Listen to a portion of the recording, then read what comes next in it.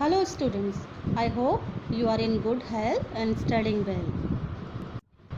आज हम पढ़ेंगे स्निग्धा पुस्तक से पाठ 3 ईमानदार मुर्गा.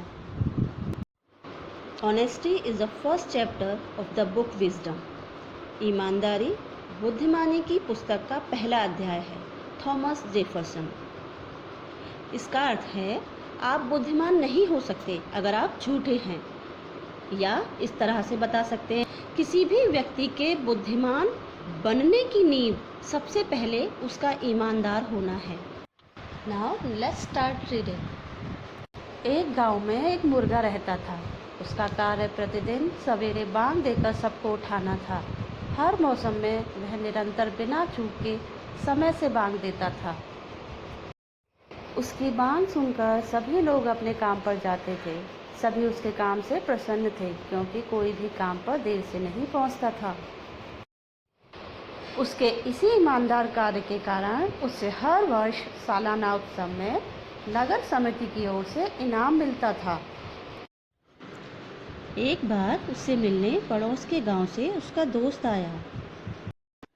वह उसके लिए एक उपहार लाया था. वह उपहार था एक अलार्म घड़ी. मुर्गे ने सोचा कि जब वह खुद सबको उठाता है तो उसके लिए अलार्म घड़ी किस काम की. उसके दोस्त ने समझाया कि वह अपनी आवाज़ में अलार्म भर दे तो उसकी जगह घड़ी बांग देगी और वह देर तक सो सकेगा. मुर्गे ने सोचा उसे इसका प्रयोग करना चाहिए और अगर इस घड़ी ने उसका काम कर दिया तो वह आराम से सो सकता है. एक रात उसने अपनी आवाज़ में अलार्म भरा. सुबह घड़ी बिल्कुल सही समय पर बजी और सभी लोग उठ गए. मुर्गे ने सोचा कि घड़ी अच्छा काम करती है और उस दिन से वह अपने कानों में रुई डालकर देर तक सोने लगा. यह सिलसिला कुछ दिनों तक चला. कुछ दिन के बाद एक दिन अलार्म घड़ी नहीं बजी, लेकिन मुर्गा उससे अनजान रहता है. सब लोगों को उठने में देर हो जाती है, पर वह ये सोचते हैं कि शायद मुर्गे की तबीयत खराब होगी. परंतु अगले दिन फिर घड़ी नहीं बजती है. तब सभी लोग मुर्गे के पास जाते हैं और देखते हैं कि मुर्गा बड़े आराम से सो रहा है.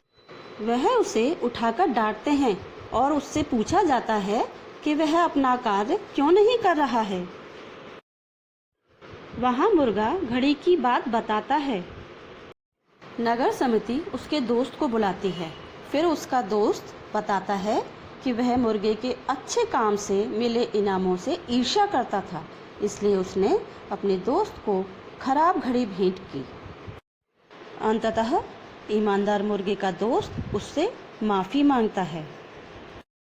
जीवन मूल्य.